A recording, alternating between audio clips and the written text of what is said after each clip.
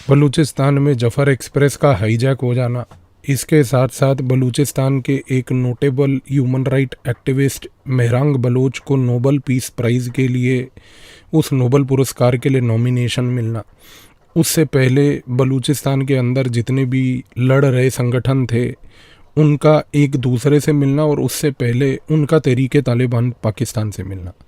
बलूचिस्तान में इतना कुछ हो क्या रहा है, हो क्यों रहा है, आज के इस वीडियो में इसी चीज़ पे गहराई में चर्चा करेंगे।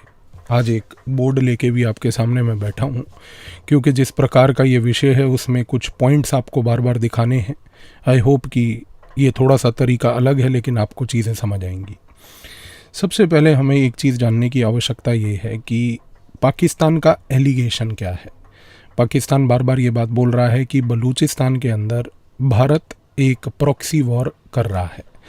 इस प्रॉक्सी वॉर में वो जितने भी अलग अलग प्रकार के संगठन हैं उनको सपोर्ट कर रहा है। ऐसा एलिगेशन यदि पाकिस्तान भारत पे लगाता है तो उस एलिगेशन के क्या मायने हैं, उसको समझने से पहले हमें एक चीज़ ये जाननी है कि विश्व तौर पर कभी भी जब एक प्रॉक्सी युद्ध लड़ा गया है, प्रॉक्सी युद्ध एक साधारण युद्ध की तरह नहीं होता, क्योंकि प्रॉक्सी युद्ध में हमेशा कुछ संगठनों का प्रयोग करके उस देश के अंदर आंच लाई जाती है, उस देश के अंदर आग लगाई जाती है और उन संगठनों के तहत उस देश को डिस्टेबलाइज किया जाता है।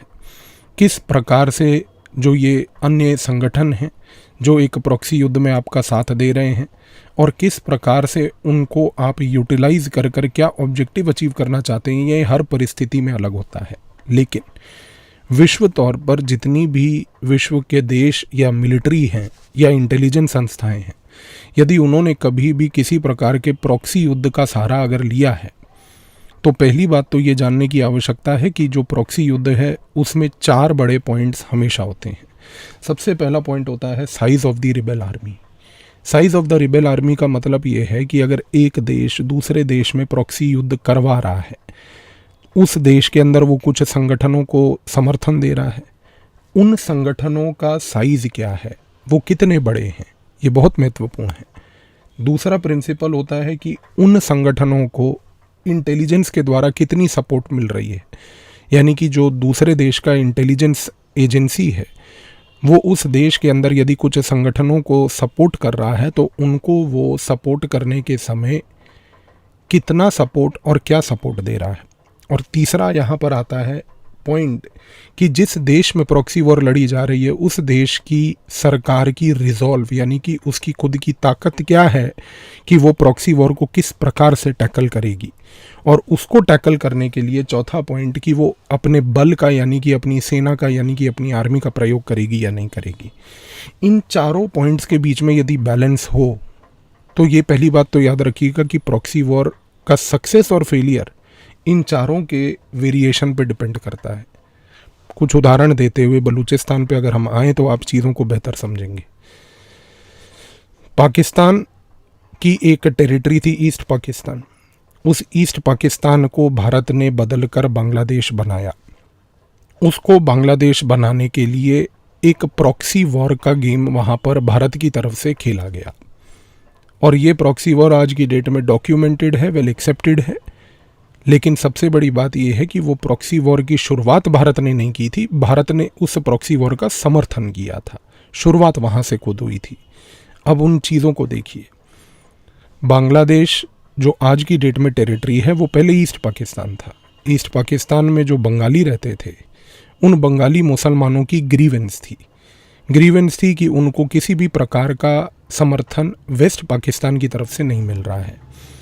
इस कारण से डिस्क्रिमिनेशन होता था, उनके विकास कार्य के रिसोर्सेज छीने जाते थे और उन पे उर्दू से लेकर अलग अलग प्रकार की भाषाएं इम्पोज करने का इशू चलता था। उस कॉन्टेक्स्ट में भारत ने समर्थन देकर उन बांग्लादेशियों के बीच, उस समय जो ईस्ट पाकिस्तानी थे उनके बीच में एक संगठन बनाया था मुक्ति बहिनी, और मुक्ति बहिनी को ग्रेजुअली इतना बड़ा कर दिया था कि वो पहले कैटेगरी को फुलफिल करता था। मुक्ति बहिनी एक रिबेल आर्मी थी जो तैयार हो गई थी। वो रिबेल आर्मी इस प्रकार से तैयार हुई कि वो ग्रेजुअली बड़ी होती गई, उसमें और लोगों को मोबिलाइज करके जोड़ते गए। तो पहला पॉइंट क्लियर हो गया। उसके बाद भारत की जो खुफिया संस्थाएं थीं उनकी तरफ से मुक्ति बहिनी को, चाहे मिलिट्री इंटेलिजेंस हो, रिसर्च एंड एनालिसिस विंग हो, इंटेलिजेंस ब्यूरो, सबकी तरफ से समर्थन मिला। तो दूसरा पॉइंट भी पूरा हो गया। रिजॉल्व ऑफ द गवर्नमेंट, यानी कि पाकिस्तान का मुक्ति बहिनी को लेकर क्या नज़रिया था। पाकिस्तान को ये लगता था कि मुक्ति बहिनी कोई बहुत बड़ी चीज़ नहीं है। उसको लगता था कि मुक्ति बहिनी जो है ज़्यादा से ज़्यादा चंद हज़ार लोगों का एक ग्रुप है। उसको टैकल करने के लिए उसने अपने आर्मी के 2 ब्रिगेड्स, ऑलमोस्ट 4-5 हज़ार लोगों को बेसिकली ईस्ट पाकिस्तान में डिप्लॉय कर दिया था। ये पाकिस्तान की बेवकूफ़ी थी, उसका एक घमंड और एरोगेंस था, जिसको इसने इवेंचुअली पे किया अपनी टेरिटरी खोने के बाद। और चौथा, रोल ऑफ आर्मी। भारत ने उस समय पश्चिम बंगाल से लेकर ईस्ट पाकिस्तान की सारी सीमा पर अपनी सेना को डिप्यूट कर दिया था। पूरे ईस्ट पाकिस्तान के अंदर पाकिस्तान की तरफ से केवल और केवल 2 ब्रिगेड के बराबर की ट्रूप्स की प्रेजेंस थी। पहले पॉइंट में हम पॉजिटिव थे, दूसरे पॉइंट में हम पॉजिटिव थे, तीसरे पॉइंट में पाकिस्तान नेगेटिव था, हम पॉजिटिव थे। चौथे पॉइंट में जब हमने अपनी सेना को चारों तरफ ईस्ट पाकिस्तान के डिप्लॉय कर दिया, हम पॉजिटिव थे। खमियाजा चारों पॉजिटिव होने का आपके सामने है कि 1971 में बांग्लादेश का जन्म हो गया। एक और उदाहरण लीजिए, 1979 में आप सब जानते हैं कि सोवियत यूनियन जब अफ़गानिस्तान में आया था, उस समय अफ़गानिस्तान में आने के समय अमेरिका ने पाकिस्तान की मदद लेकर पहली बात तो सोवियत के खिलाफ एक लड़ाई लड़ी थी। उस लड़ाई में अमेरिका ने पाकिस्तान का समर्थन लेकर, सऊदी अरेबिया की मदद लेकर एक रिबेल आर्मी क्रिएट की थी, जिनको हम मुजाहिदीन कहते हैं। 1979 में मुजाहिदीनों की मात्रा इतनी बढ़ गई कि पहला पॉइंट अमेरिका और पाकिस्तान के फेवर में गया। Size of the rebel army बढ़ गई। दूसरी चीज़ क्या हुई, इंटेलिजेंस लेवल पर समर्थन अमेरिका की CIA की तरफ से, पाकिस्तान की ISI की तरफ से, और सबसे बड़ी बात रॉयल सऊदी इंटेलिजेंस की तरफ से इस प्रकार से दिया गया कि अमेरिका ने मॉडर्न वेपन्स, उस समय के जो स्टिंगरे मिसाइल्स वगैरह थे, वो सब भी जो है इंटेलिजेंस एजेंसीज़ के थ्रू, खुफिया एजेंसीज़ के थ्रू पहली बात तो इन मुजाहिदीनों को प्रोवाइड किया। दूसरा पॉइंट भी पॉजिटिव हो गया। तीसरा पॉइंट था सोवियत यूनियन की लड़ने की क्षमता, resolve of the government. Soviet union की जो आर्मी थी उस समय, उसकी लड़ने की क्षमता बहुत हाई थी, लेकिन उस क्षमता को कमज़ोर करने के लिए अमेरिका ने 1980 के दशक में पाकिस्तान की ISI को इंटेलिजेंस एजेंसी कम, और उस टाइम पर उसको एक ड्रग माफिया बना दिया था। और इस प्रकार से बना दिया था कि 1980 के दशक में लगभग 70% से ज़्यादा ISI के अधिकारी ड्रग ट्रेड में लगे थे। और वो ड्रग ट्रेड इस प्रकार से करते थे कि अफ़गानिस्तान में जहाँ पर ओपियम उगता था, उस ओपियम को वहाँ से खरीद कर सोवियत आर्मी के लोगों को बेचा करते थे। सोवियत आर्मी जो उस समय अफ़गानिस्तान में लड़ रही थी, उसकी लड़ने की क्षमता को घटाने के लिए आपने सोवियत आर्मी के खिलाफ लड़ाई नहीं लड़ी, आपने उनको नपुंसक बना दिया इस प्रकार से कि उनको ड्रग्स की, ओपियम की लत लगा दी। ये पॉइंट सोवियत के खिलाफ नेगेटिव गया और अमेरिका पाकिस्तान के खिलाफ पॉजिटिव गया। और उस समय चौथा, अमेरिका के कहने पर पाकिस्तान ने अपनी जो पूरी की पूरी आर्मी थी उसको दुरंद लाइन, जो कि अफ़गानिस्तान पाकिस्तान की सीमा है, उस पर डिप्लॉय कर दिया था। मुजाहिदीन बन गए, स्टिंगरे मिसाइल से लेकर बाकी अधिक सपोर्ट मिल गया। तीसरी सबसे बड़ी बात कि सोवियत आर्मी की जो रिजॉल्व थी, लड़ने की क्षमता थी, उसको ओपियम एडिक्ट बनाकर घटा दिया। और चौथा, दुरंद लाइन पर, सीमा पर पूरी की पूरी जो है आर्मी डिप्लॉय पाकिस्तान की करवा दी। चारों पॉइंट अमेरिका के पॉजिटिव हो गए। सोवियत जिहाद जो है हार गया, सोवियत उस जिहाद को टैकल नहीं कर पाया। अफ़गानिस्तान से मुंह तोड़ जवाब अमेरिका ने उसको दिया और सोवियत वहाँ पर हार कर वापस चला गया। ये 2 उदाहरण हैं इतिहास के कि जिस प्रकार से ये प्रॉक्सी वॉर का गेम पहली बात तो खेला गया। अब सवाल यहाँ पर ये उठता है कि बलूचिस्तान का क्या इशू है। इतिहास गवाह है कि एशिया के अंदर 2 ऐसी टेरिटरीज़ हैं जिनको छल कपट और चोरी से इलीगली ऑक्यूपाई किया गया। इसमें से सबसे पहली टेरिटरी है तिब्बत। चीन चोर है, क्योंकि चीन ने एक इंडिपेंडेंट देश तिब्बत को इलीगली ऑक्यूपाई कर उसको अपने देश का हिस्सा बनाया। भारत की सीमा चीन से नहीं, ना थी ना है। हमारी सीमा एक अंतर्राष्ट्रीय देश तिब्बत के साथ थी। चीन ने पहली बार तिब्बत को ऑक्यूपाई किया। दूसरा, पाकिस्तान। पाकिस्तान ने एक इंडिपेंडेंट देश बलूचिस्तान, जो कि अफगानिस्तान ईरान के बीच में एक टेरिटरी हुआ करती थी और भारत के बीच एक टेरिटरी हुआ करती थी, क्योंकि ये नापाक पाकिस्तान तो कभी था ही नहीं, ये तो बाद में बना है। तो उस समय पाकिस्तान ने 1947 में इस इंडिपेंडेंट देश को पहली बात तो इलीगली ऑक्यूपाई किया। इसी रीज़न से आप देखिए कि चीन और पाकिस्तान की बनती क्यों है, क्योंकि दोनों चोर हैं, दोनों के मन में वही खोट है, दोनों इलीगल ऑक्यूपायर्स हैं, तो वैल्यू सेम है दोनों देशों की, पहली बात। दूसरी सबसे बड़ी बात, बलूचिस्तान में जो बलूची कल्चर है उसको भी उसी प्रकार से डिस्क्रिमिनेट किया गया जिस प्रकार से ईस्ट पाकिस्तान में बंगाल के केस में हुआ था। ईस्ट पाकिस्तान के केस में एक चीज़ तो तय हो गई कि बंगालियों का अजर्शन और अग्रेशन और भारत का समर्थन इस प्रकार से हुआ कि बांग्लादेश बन गया। पर बलूचिस्तान में भी समस्या थी। समस्या सबसे बड़ी बलूचिस्तान में ये थी कि बलूची लोग पाकिस्तान को नापसंद करते थे, आज भी नहीं करते पसंद। बलूची लोग तब से लड़ रहे हैं 1950 के दशक से। जब से ये लड़ रहे हैं 1950 से बलूची लोगों ने अलग अलग प्रकार के संगठन बनाए हैं। इसमें बलूच लिबरेशन आर्मी एक है, बलूच लिबरेशन फ्रंट एक है, बलूच रिपब्लिकन आर्मी एक है, यूनाइटेड बलूच आर्मी एक है। ये जितने अलग अलग प्रकार के संगठन आज की डेट में वहाँ पर बने हैं, ये पिछले 4 से 5 दशकों में पहली बात तो इवॉल्व की हैं। लेकिन समस्या क्या थी? समस्या सबसे पहले ये थी कि जितने भी ये बलूची फाइटर्स थे, वो चाहे Baloch Liberation Army, Baloch Republican Army, Baloch Liberation front या यूनाइटेड बलूच आर्मी से जुड़े हुए थे, इनकी टोटल मात्रा 5 से 6 हज़ार से ऊपर कभी नहीं हो पाई। 5 से 6 हज़ार का मतलब समझिए, size of the rebel army, यानी कि बलूच के अंदर बलूचिस्तान में जो रिबेल आर्मी थी, जो लोग पाकिस्तान के खिलाफ लड़ाई लड़ रहे थे, चाहे जितने मर्जी संगठनों में बटे हों, कुल मिलाकर वो 5 से 6 हज़ार से ज़्यादा नहीं थे। इस कॉन्टेक्स्ट में सबसे बड़ी समस्या क्या हुई कि यदि वो 5 से 6 हज़ार से ज़्यादा नहीं थे, तो अब आप अंदाज़ा लगाइए कि इंटेलिजेंस लेवल पर उसको सपोर्ट करना कठिन है, क्योंकि एक 5 से 6 हज़ार की जो टोटल फोर्स है, ये 5 से 6 हज़ार की जो टोटल फोर्स है, ये बेसिकली 1 या 2 ब्रिगेड से ज़्यादा बड़ी साइज़ में नहीं है।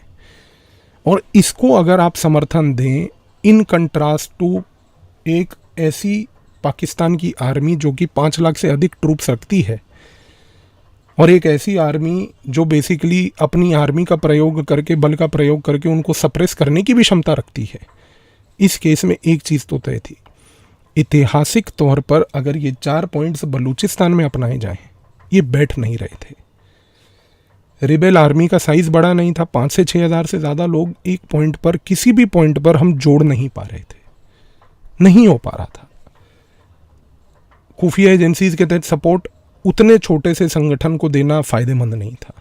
पाकिस्तान आर्मी की जो क्षमता थी बलूच रिबेल्स को सप्रेस करने की, बलूचिस्तान में जिस प्रकार का उसने कैंपेन चला रखा था है, वो बड़ा हाई था।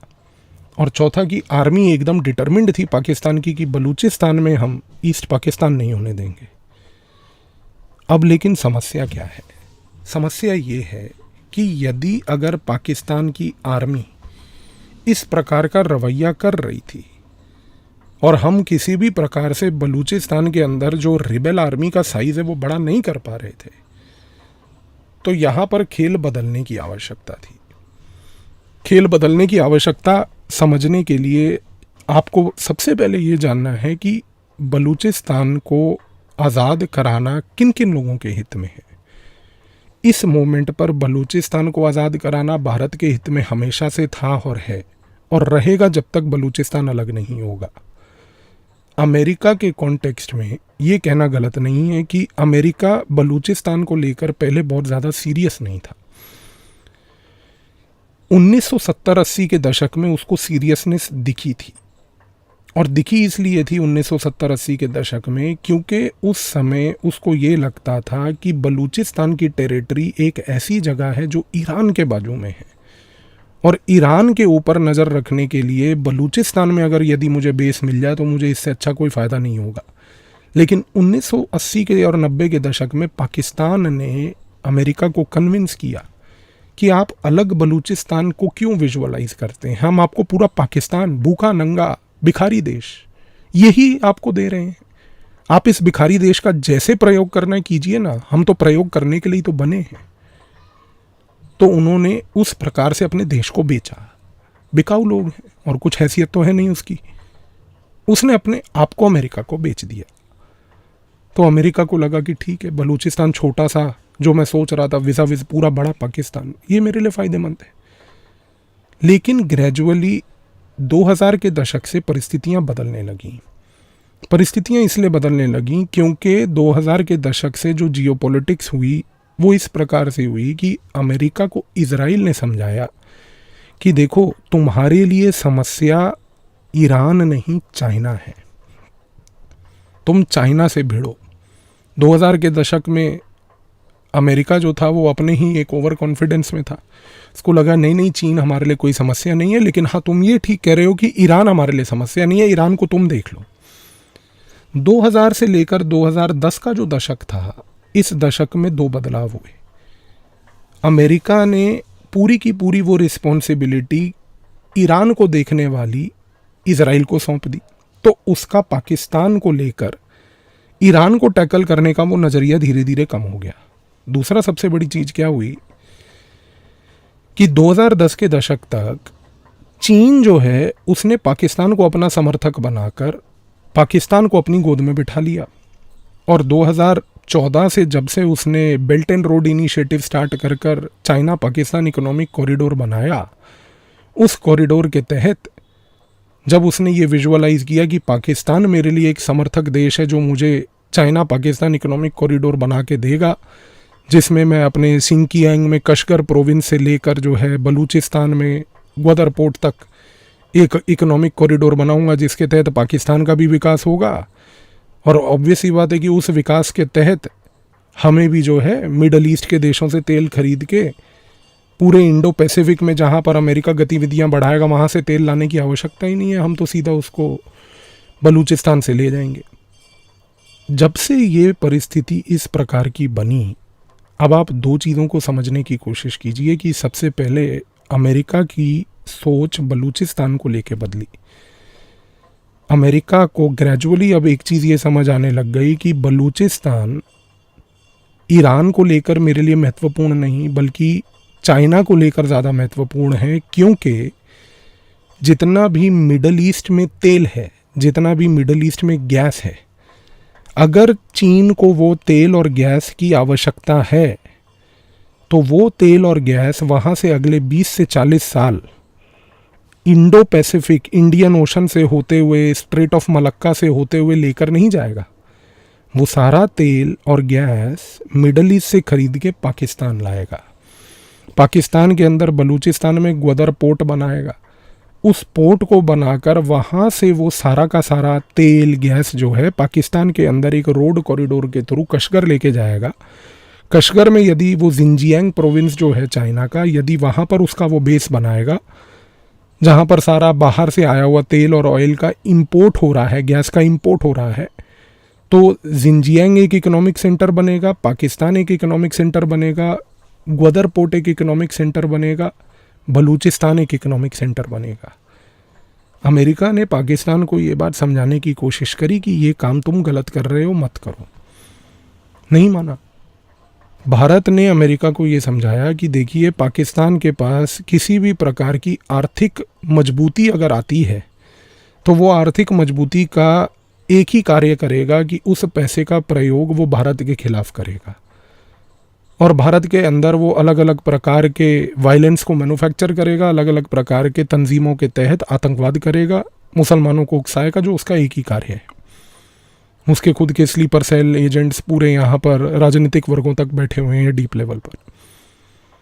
इस कॉन्टेक्स्ट में ग्रेजुअली 2020-22 से अमेरिका के बीच में और भारत के बीच में बलूचिस्तान को लेकर एक समर्थन होने लगा। ये 2020 और 22 के बीच में ये जो समर्थन, एक कन्वर्जेंस होने लगा, ये मैनिफेस्ट कैसे करा? ये सबसे पहले मैनिफेस्ट, अब आप ध्यान से सुनिए, कि इस प्रकार से किया कि क्योंकि अमेरिका ने पाकिस्तान को कई बार समझा दिया था कि देखो ये जो तुम कर रहे हो ये ठीक नहीं है, हमें खमियाजा देखना पड़ेगा, पाकिस्तान नहीं माना। इस कॉन्टेक्स्ट में सबसे पहले 2020-21 में अमेरिका ने एक निर्णय लिया कि हम अफ़गानिस्तान छोड़ के जाते हैं, अफ़गानिस्तान में तालिबान को आने देते हैं, और दूसरा सिर्फ तालिबान को आने नहीं देते बल्कि तालिबान के पास सारा वो असला बारूद छोड़ के चले जाते हैं जो पिछले 20 साल पहले हम लेकर आए थे। 2020-21 में जब अमेरिका का ग्रेजुअल लेवल पर रिट्रीट हुआ अफ़गानिस्तान से, तो पहली बात उसने उस समय अपना सारा मिलिट्री इंफ्रास्ट्रक्चर वहीं का वहीं छोड़ दिया। इसका खमियाजा दूसरा सबसे बड़ा ये हुआ कि तालिबान ने उस समय 2020-21 से तहरीके तालिबान पाकिस्तान का समर्थन करते हुए उसको अफ़गानिस्तान में पनाह दी, और उसको अफ़गानिस्तान में पहली बात तो ये सारे के सारे असला बारूद का, जो अमेरिकन असला बारूद था, उसका एक्सेस दिया।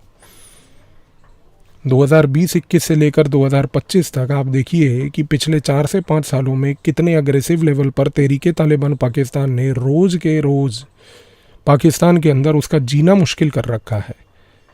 लेकिन कभी भी आप अमेरिका की तरफ से कोई स्टेटमेंट नहीं सुनेंगे कि तहरीके तालिबान पाकिस्तान को कंडेम करते हुए। ये खेल है, क्योंकि वो नहीं चाहता है। पिछले 4 से 5 सालों में 2 चीज़ें बहुत महत्वपूर्ण हुई। सबसे पहले ये हुआ कि तहरीके तालिबान पाकिस्तान को सारा असला बारूद मिला। तहरीके तालिबान पाकिस्तान को अंतर्राष्ट्रीय खुफिया एजेंसियों के तहत समर्थन इस प्रकार का मिला कि उनको एक बिजनेस लाइक अप्रोच में 4 साल ट्रेन किया गया। बिजनेस लाइक अप्रोच ये थी कि तहरीके तालिबान पाकिस्तान को बोला जाता था कि देखिए, आपको असला बारूद पैसा सब मिलेगा, आपको पाकिस्तान जाना है, पाकिस्तान में पाकिस्तान की आर्मी पे अटैक करना है, जो आपका खुद का पर्सनल ऑब्जेक्टिव है। बाकी हम लोग के कहने पर आपको चीन के जितने प्रोजेक्ट्स हैं उनको डिरेल करना है, चीन के इंजीनियर्स को मारना है, अगवा करना है, चीन के प्रोजेक्ट्स को डिरेल करके उनको बर्बाद करना है। और ये करना इस प्रकार से है कि आपको असला बारूद देंगे, पैसा देंगे, आप जाकर एक ग्राउंड लेवल पर कुछ अचीवमेंट करके लाओ। जो भी आप अचीवमेंट करोगे चीन की गतिविधियों के खिलाफ या पाकिस्तान आर्मी के खिलाफ, उसका ऑडियो, विजुअल, फोटोग्राफिक एविडेंस ला के दिखाओ। हम उस एविडेंस के तहत आपको और समर्थन देंगे। ये एक business like approach Tehreek-e Taliban Pakistan को लेकर अंतर्राष्ट्रीय खुफिया एजेंसीज ने पिछले 3 से 4 साल चलाई। अब आप कहेंगे कि हमें ऑडियो, विजुअल, फोटोग्राफिक एविडेंस की क्या आवश्यकता है? बहुत आवश्यकता है, हल्का मत लीजिए। आवश्यकता इसलिए है क्योंकि ये सारा का सारा एविडेंस जो कि फोटोग्राफिक लेवल पर आएगा, ऑडियो विजुअल लेवल पर आएगा, ये आज की डेट में एडवांस्ड आर्टिफिशियल इंटेलिजेंस सॉफ्टवेयर्स के तहत डाला जाएगा और डालकर एक ग्राउंड लेवल के AI बेस्ड वॉर सिनेरियोज तैयार किए जाएंगे।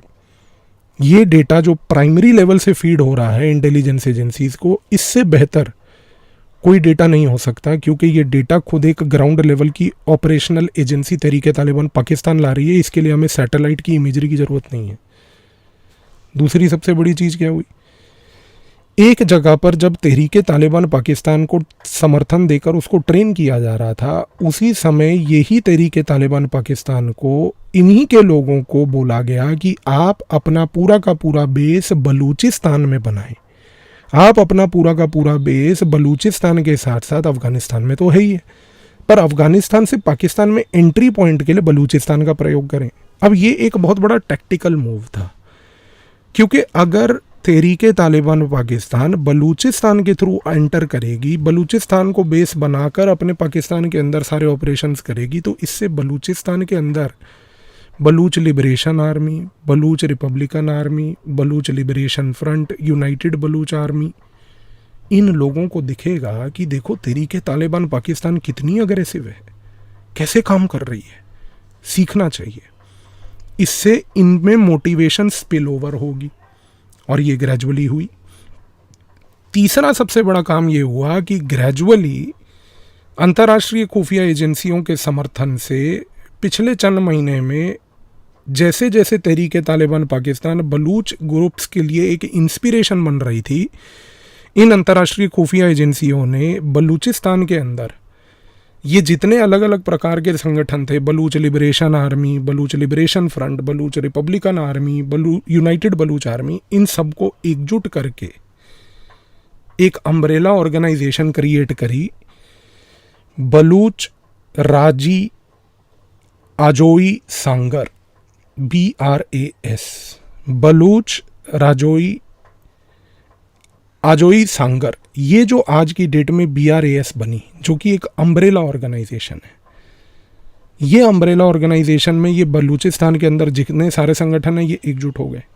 अब आप दो चीज़ें देखिए, एक जगह पर जहां बलूच राजी आजोई सांगर बना, एक जगह पर तहरीके तालिबान पाकिस्तान था, वो अपना ऑपरेशंस कर रहा था। जैसे ही तहरीके तालिबान पाकिस्तान का समर्थन बलूच राजी आजोई सांगर के साथ हुआ, और जैसे ही बलूच राजी आजोई सांगर तहरीके तालिबान पाकिस्तान से जुड़ी,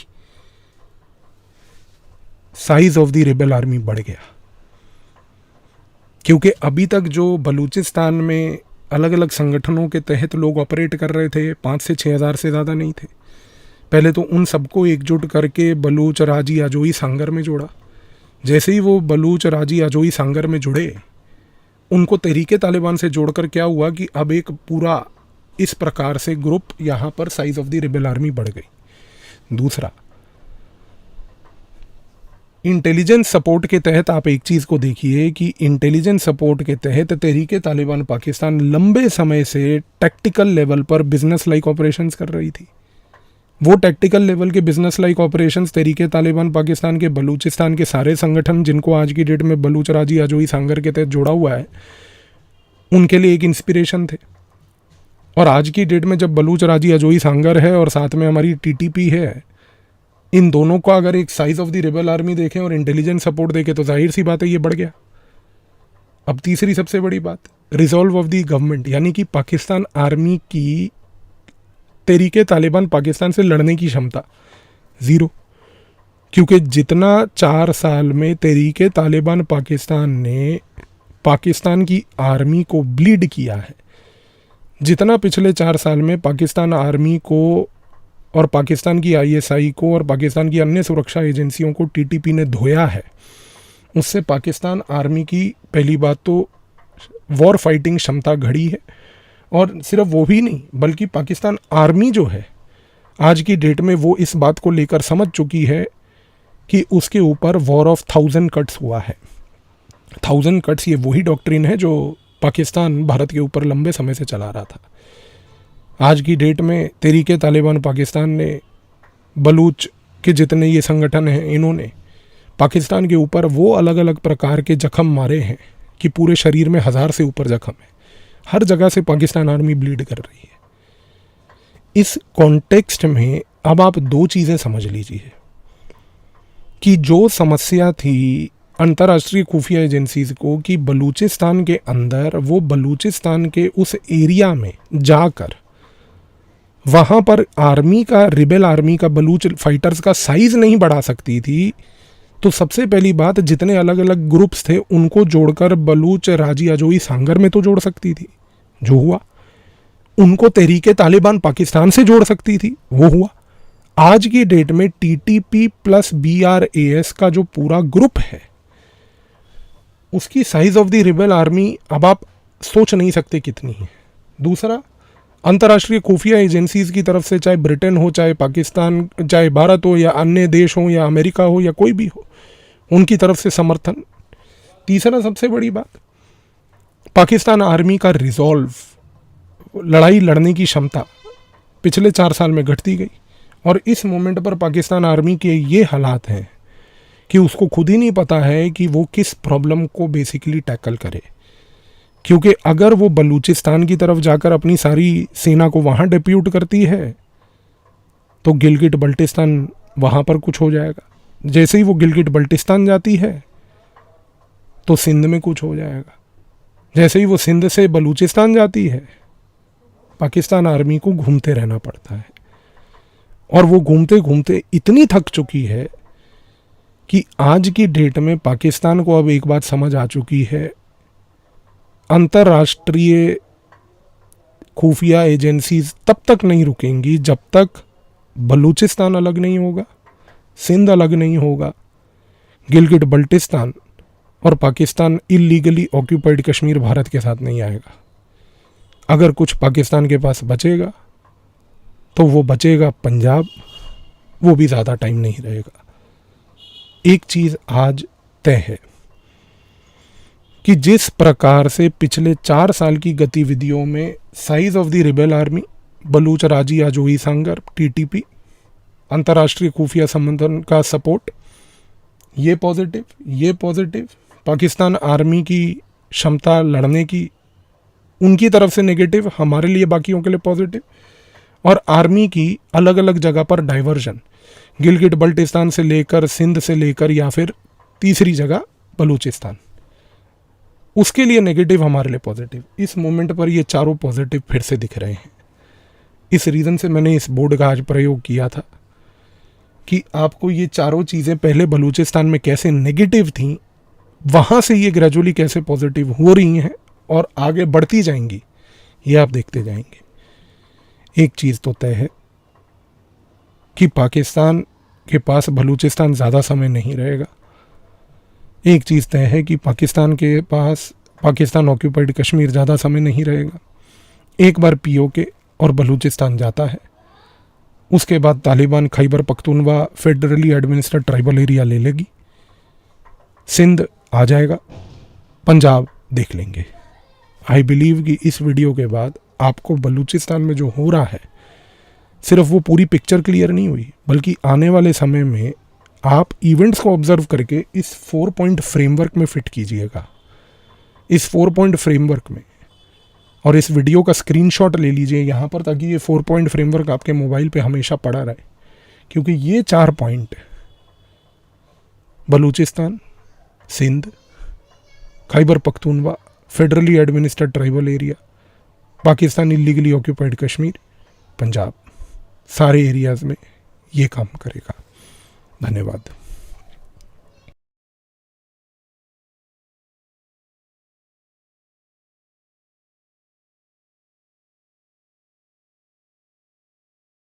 तो आदाब, नमस्कार, गुड इवनिंग, सत श्री अकाल। एक बार फिर आप तमाम लोगों का स्वागत है क्राइम तक की कहानी की इस एपिसोड में। उम्मीद है पूरी फैमिली अच्छी होगी, अपना और अपनों का ख्याल रख रही होगी।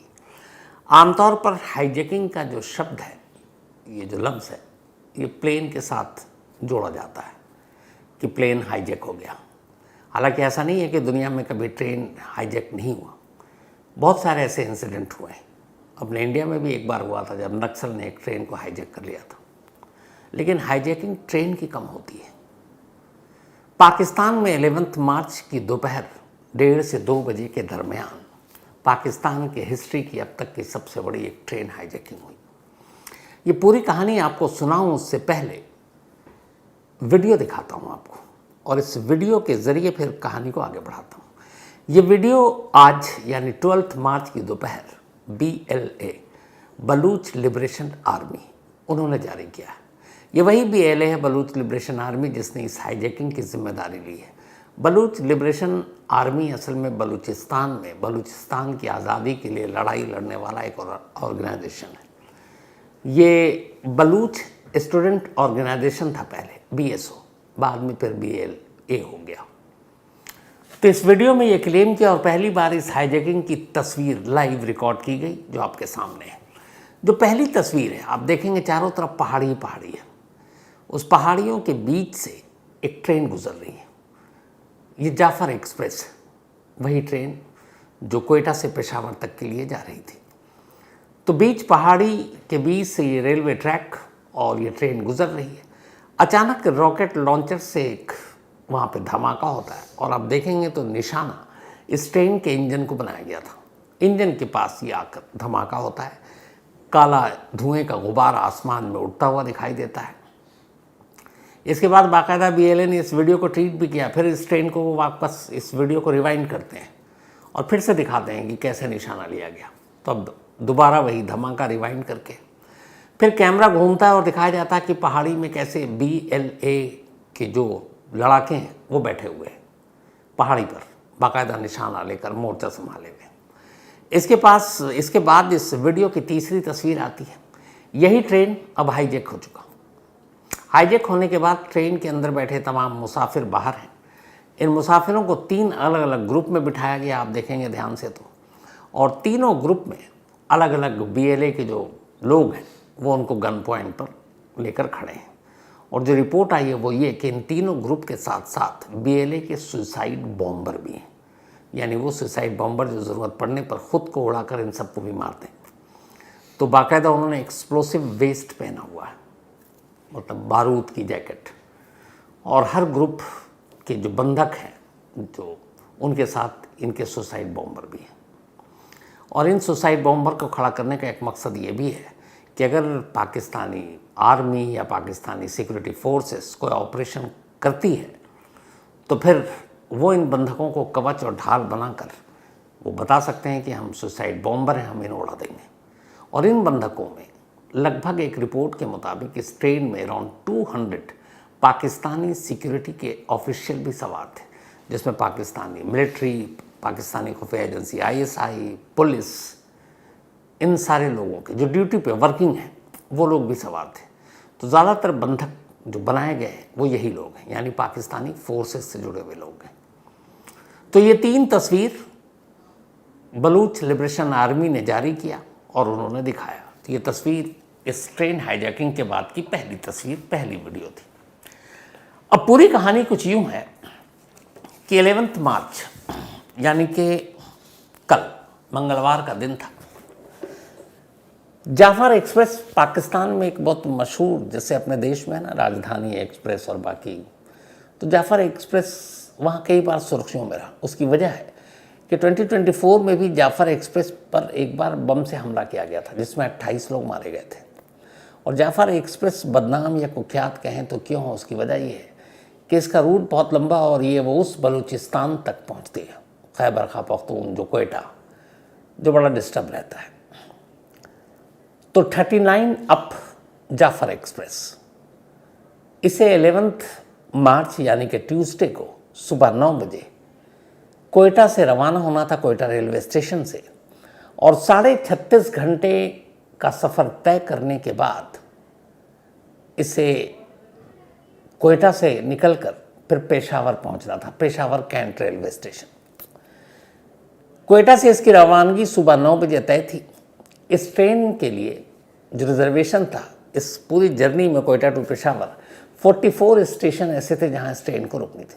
44 स्टेशन थे। तो 44 स्टेशन, 1600 किलोमीटर का सफ़र कोयटा टू पेशावर, और लगभग 750 लोगों ने इस ट्रेन में रिजर्वेशन करा रखा था। 750 लोगों ने रिजर्वेशन करा रखा था। 750 लोग एक साथ नहीं, अलग अलग शहरों से बैठते। लेकिन कोयटा से 450 पैसेंजर इस ट्रेन में सवार हुए, जिनमें से 200 पाकिस्तानी फोर्सेस के ऑफिशियल थे और 250 आम मुसाफिर, उसमें औरतें, बच्चे, बुजुर्ग। तो सुबह 9 बजे ये ट्रेन कोयटा से चली। कोयटा से चलने के बाद अब ये धीरे धीरे आगे बढ़ रही है। 1 घंटे या 1.5 घंटे के बाद इसका पहला स्टॉपेज था। फिर ये जब आगे बढ़ती गई तो इसके बाद लगभग दोपहर के 1:30 बजे थे जब ये ट्रेन अब कोयटा से 173 किलोमीटर आगे निकल चुकी थी। 173 किलोमीटर आगे जाने के बाद अब मशकफ एक जगह है, उसी मशकफ के पास से गुजर रही थी।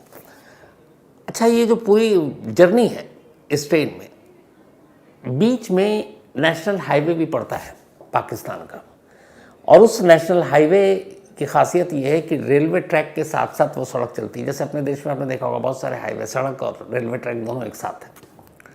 लेकिन जैसे ही बोलान पास, घाटी का नाम है पूरा, बोलान पास और मशकफ के पास से गुजरते हैं तो फिर ट्रैक जो है वो पहाड़ियों के बीच से गुजर रही है और हाईवे गायब है।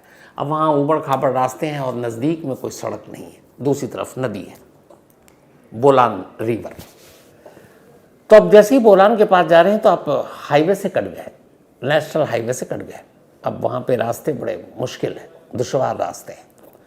तो ये ट्रेन अब मशकफ के पास एक टनल से गुजरती है, टनल नंबर 8। जैसे ही उस टनल के पास से गुजरती है, अचानक जो शुरू में आपको वीडियो दिखाया, एक धमाका होता है, इंजन के पास एक रॉकेट लॉन्चर आकर गिरता है और इसी हमले में ड्राइवर को चोट लगती है। जैसे ही हुआ तो अब ड्राइवर ने ब्रेक मारी, ड्राइवर घायल भी, और उसे लगा आगे पता नहीं ट्रैक उड़ा ना दिया गया हो। वो ट्रेन रोकता है, जैसे ही रोकता आसपास की पहाड़ियों में छुपे BLA के लोग फौरन ट्रेन पर धावा बोल देते हैं। लेकिन इस ट्रेन के अंदर सिक्योरिटी गार्ड भी थे, क्योंकि इस ट्रेन पर पहले भी हमले हो चुके हैं। 2024 में शायद अक्टूबर में ये ट्रेन दोबारा चली थी, 1-2 महीने तक सस्पेंड रही थी, नहीं चली थी, क्योंकि इस ट्रेन पर हमला हो गया था तो बंद कर दिया गया था। लेकिन फिर दोबारा चालू हुआ तो अब इसीलिए, लेकिन उस ट्रेन में अब सिक्योरिटी फोर्सेस चलती थी कि BLA के लोग हमला ना कर दें।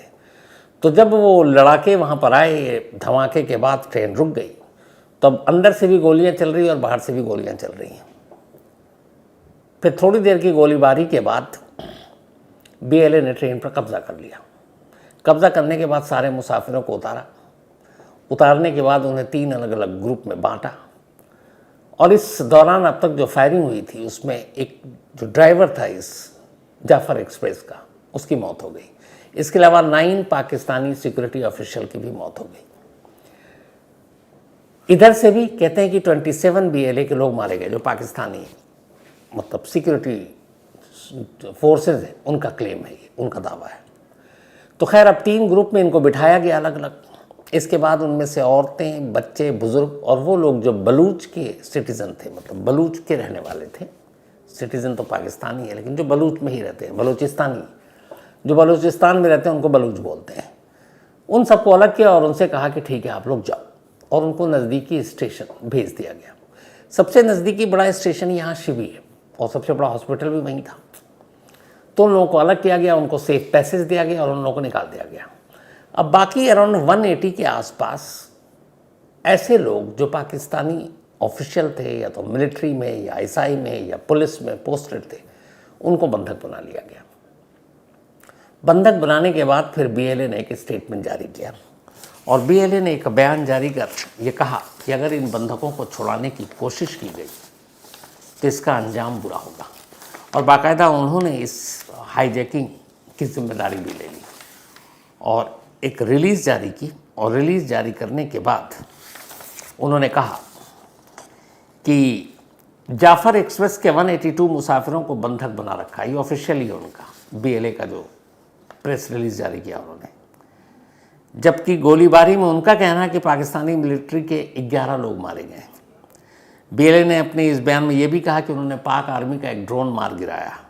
साथ ही ये भी कहा कि ट्रेन पर पूरी तरह से कब्जा है और उन्होंने कहा कि इस ट्रेन में पाकिस्तानी आर्मी, पुलिस, ISI और ATF के स्टाफ जिनको बंधक बनाया गया है।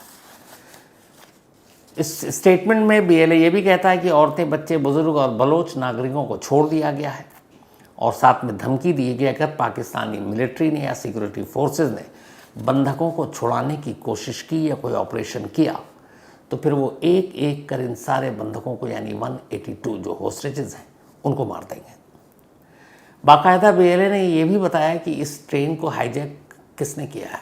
BLA उनकी यानी कि बलूच लिबरेशन आर्मी की उनकी अपनी अलग अलग विंग और यूनिट्स हैं, उस यूनिट्स का भी नाम दिया जिन्होंने इस ट्रेन को हाईजैक किया। उन यूनिट्स के नाम है जो BLA के, उसमें हैं एक नाम BLA की मजीद ब्रिगेड, इसके अलावा STOS, फतेह स्क्वाड और जीरब यूनिट। 4 अलग अलग यूनिट है BLA के जिन्होंने इस ट्रेन को हाईजैक किया है। तो उन्होंने स्टेटमेंट जारी किया, कल आज वीडियो जारी कर दिया कि ये देखो हमने इस तरह हाईजैक किया। अब एक अफसोसनाक खबर जो आ रही है और फिक्रमंद वाली, वो ये पाकिस्तानी मिलिट्री के लिए भी, कि अभी कुछ देर पहले क्वेटा में 200 ताबूत, 200 कॉफिन भेजे गए। अब क्वेटा से ही ये ट्रेन चली थी, लगभग 173 किलोमीटर दूर है। चूँकि वहाँ पे कितने जो औरतें, बुजुर्ग या बलूच सिटीजन थे उनको तो छोड़ दिया, लेकिन बाकी बंधक हैं और ख़ुद BLA कह रहा कि 182 हमारे कब्ज़े में है। ऑपरेशन में दुश्वारी ये है कि सारे जो होस्टेजेस हैं उनके इर्द गिर्द बलूच के लोग और सुसाइड बॉम्बर हैं। ये ऐसी जगह पर हैं जहाँ पर अगर कोई ऑपरेशन होता है तो सीधे बंधकों को ख़तरा है, होस्टेजेस को, कि वो अंधाधुंध मार न दे। उनके पास सारे ऑटोमेटिक जो लेटेस्ट वेपन है, रॉकेट लॉन्चर है, तो हथियार भी उनके पास ख़तरनाक है, गोला बारूद भी है और गन पॉइंट पर सारे होस्टेजेस हैं। तो अगर कोई ऑपरेशन होता है तो उनकी जान भी ख़तरे में जाएगी। दूसरा, पाकिस्तानी आर्मी को ये भी डर है कि जो इलाका है पूरा वो बेहद दुश्वार है, वहाँ तक कोई मेन मतलब रोड उस तरह का नहीं है, सड़क, कि आप वहाँ से अपना कारवां भेजें और फिर वो वक्त पे पहुँचे। तो वो भी एक दुश्वारी, पहुँचने में रास्ता मुश्किल है चूँकि हाईवे से कनेक्टेड नहीं है। और पहाड़ी इलाके का एक एडवांटेज BLA को ये भी है कि वो पहाड़ियों में छुप छुप कर बैठ कर मोर्चा लिए हुए हैं, डटे हुए हैं। तो अगर दूर से भी वो उनको कुछ दिखाई देता है कि कोई टुकड़ी चली आ रही है तो वो उस पर अटैक कर सकते हैं। तो इसीलिए लगभग 30 घंटे से ज़्यादा हो गए, 33-34 घंटे हो चुके हैं, होस्टेज क्राइसिस अब भी बना हुआ है। सारे बंधक अब भी उनके पास हैं और BLA ने धमकी दी है। अब BLA ने धमकी दी है कि ऑपरेशन करेंगे तो मार देंगे, लेकिन सवाल ये कि BLA ने इस ट्रेन पे अटैक क्यों किया? तो BLA यानी कि बलूच लिबरेशन आर्मी और पाकिस्तानी आर्मी या पाकिस्तानी गवर्नमेंट, इन सब की एक पुरानी तकरार या दुश्मनी चली आ रही है। जब भारत पाक अलग हुआ, बंटवारा किया अंग्रेज़ों ने, उसके बाद बलूचिस्तान पाकिस्तान के हिस्से में रहा। पाकिस्तान के 4 स्टेट, कुल 4 राज्य हैं, लेकिन जो सबसे बड़ा इलाके के हिसाब से, क्षेत्रफल के हिसाब से जो राज्य है वो बलूचिस्तान है। और कहते हैं बलूचिस्तान में जो खनिज है, जो बाकी नेचुरल चीज़ें हैं, वो पाकिस्तान के किसी और स्टेट में नहीं है। मतलब बहुत ही अमीर स्टेट है एक तरह से कहें तो बलूचिस्तान, जिससे पाकिस्तान बहुत कमाता है। लेकिन सबसे गरीब लोग बलूचिस्तान के ही हैं। वजह यह है कि पाकिस्तान की हुकूमत चाहे जो भी रही हो 1947 से, या फिर वहाँ की आर्मी, बलूचिस्तान से वो सारी चीज़ें महंगी महंगी तो वो हासिल करती है, लेकिन उसको अपने बाकी जो पंजाब, इधर लाहौर, कराची, इस्लामाबाद, इन लोगों के ऊपर वो सारी चीज़ें खर्च करती है। बलूच लोगों के हिस्से में कुछ नहीं आता।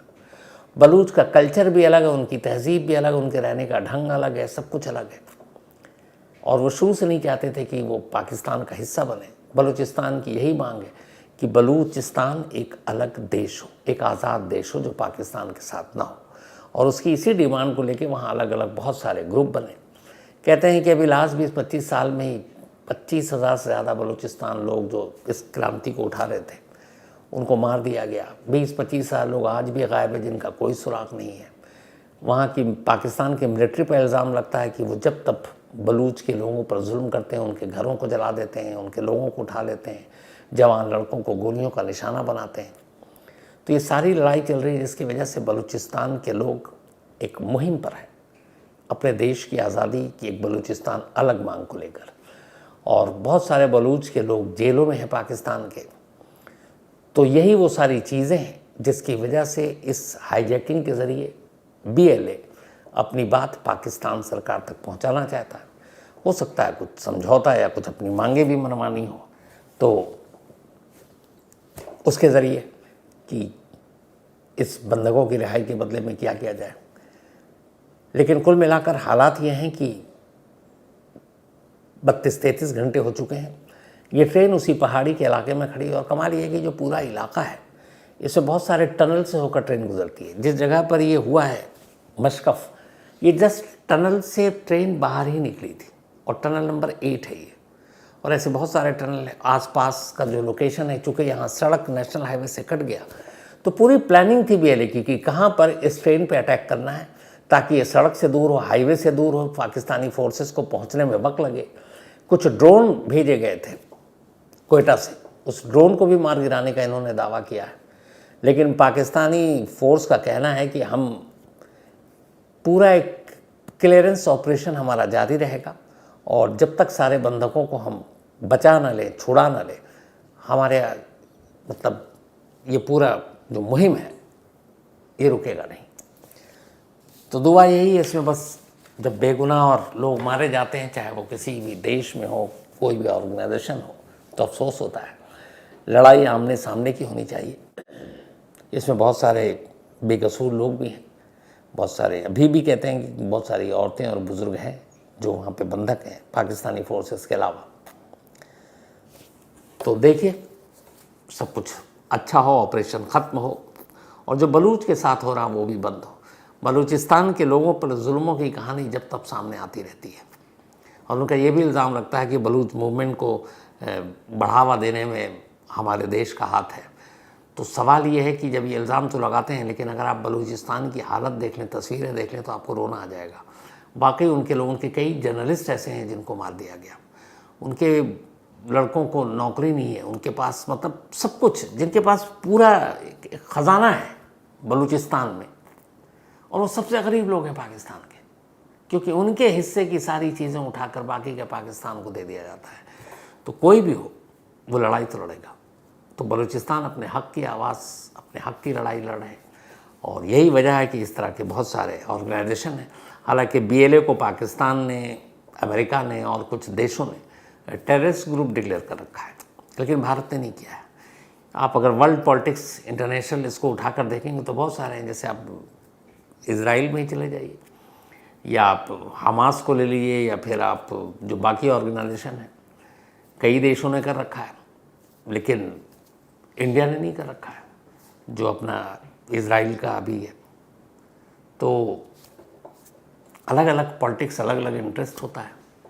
तो यही वजह है, पाकिस्तान तो मानता है, लेकिन हम लोग BLA को एक टेररिस्ट ग्रुप नहीं मानते, बल्कि बहुत सारे देश नहीं मानते हैं कि ये आज़ादी के लिए लड़ाई लड़ रहे हैं। तो खैर जो भी हो, मसला जल्दी हल हो, यही दुआ है। तो इस कहानी में आज इतना ही, लेकिन कहानी ख़त्म करूं उससे पहले वही अपना सिलसिला। आज सुप्रतिम बनर्जी, अपने सीनियर वरिष्ठ साथी सहयोगी, सुप्रतिम मुझसे भी बहुत सीनियर है मीडिया में, जर्नलिज्म में, इसलिए मैं उनकी बड़ी रिस्पेक्ट करता हूँ। हालांकि वो सुनते हैं तो भड़क जाएंगे फिर, और उम्र में भी बहुत बड़े हैं मुझसे वो, बट मैं उनको बड़ा भाई बोलता नहीं हूँ, वो नाराज़ हो जाते हैं। लेकिन इन सब चीज़ों को किनारे करते हुए हैप्पी बर्थडे सुप्रतिम, तुम हमेशा अच्छे रहो, खुश रहो, यही दुआ है। और सुप्रतिम के बेटे निंटू का इस बार अभी बोर्ड का एग्ज़ाम चल रहा है, तो वो भी एग्ज़ाम में अच्छे नंबर से पास हो, ताकि सुप्रतिम और खुशी मिले। तो हैप्पी बर्थडे सुप्रतिम, और जैसी और निंटू, आप दोनों को भी। और मुझे पक्का यकीन है कि आज अच्छा अच्छा खाना तो बना ही होगा, और सुप्रतिम को वैसे भी अच्छा खाने का शौक़ है। तो हैप्पी बर्थडे बनर्जी। अच्छा, उमा शर्मा जी ने भी भेजा है कि सुप्रतिम भैया का आज बर्थडे, मेरी तरफ से विश कर दीजिएगा। तो उमा शर्मा जी, देखिए मैंने आपकी तरफ से भी कर दिया। इसके अलावा चंद्रकेश यादव, इनका भी आज बर्थडे है, तो happy birthday Chandrakesh ji. And Jagar Jena, और साथ ही पतली भाई या पाटली भाई, जो भी नाम हो, दोनों में से आप एक्सेप्ट कर लीजिएगा, पर मुझे लगता है पाटली भाई होंगे। एक बाटली भाई भी नाम सुना था मैंने, कोई नहीं है। चंद्रकेश भाई, हैप्पी बर्थडे आपको, आप पाटली और बाटली के चक्कर को छोड़िए। सुरेश कुमार, इनका भी आज जन्मदिन, हैप्पी बर्थडे सुरेश जी। और ये भेजा है उत्तर प्रधान लोरीश एंड उत्कल प्रधान ने। साथ ही डॉक्टर आकांक्षा शिवहरे, इनका भी आज बर्थडे है, तो happy birthday doctor Akanksha ji. और ये भेजा है doctor Priyansh and doctor Girish ji ने। साथ ही आज जयश्री तायडे एंड कमलाकर तायडे, इन दोनों की एनिवर्सरी है। तो जयश्री जी एंड कमलाकर जी, आप दोनों की एनिवर्सरी की बहुत बहुत मुबारक, बधाई। और इसके साथ ही कहानी में आज इतना ही। अब आपसे मुलाकात होगी कल रात 9 बजे किसी नई कहानी के साथ। तब तक अपना और अपनों का ख्याल रखिएगा। Thank you very much.